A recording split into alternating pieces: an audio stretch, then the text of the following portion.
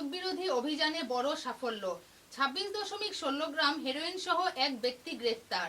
হাইলাকান্দি জেলায় মাদক বিরোধী অভিযানে পুলিশ আবারও বড় সাফল্য পেল।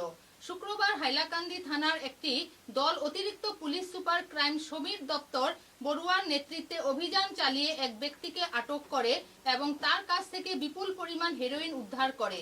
পুলিশ সূত্রে জানা গেছে, গোপন সংবাদের ভিত্তিতে গ্যাংপার ধুমকর খণ্ড 2 এলাকায় এই অভিযান পরিচালিত হয়।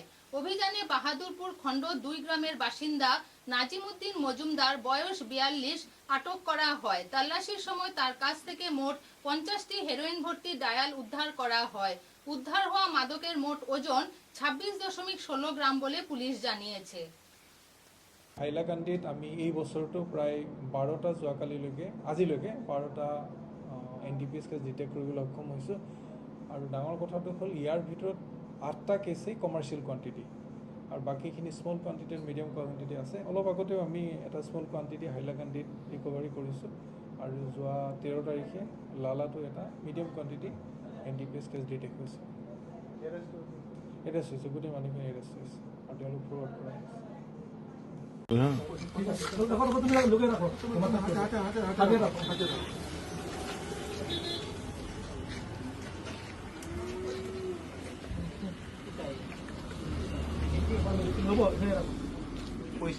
একশো টাকা পাইছে আর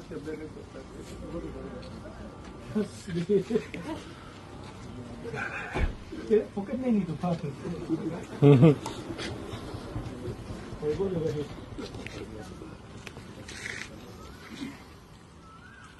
একটা মোবাইল একটা পাইছে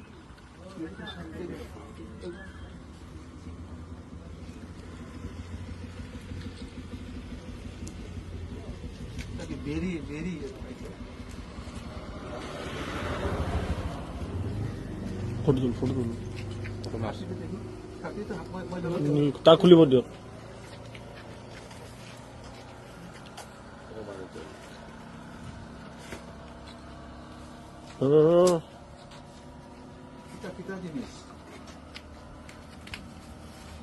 ফটো মাৰিছ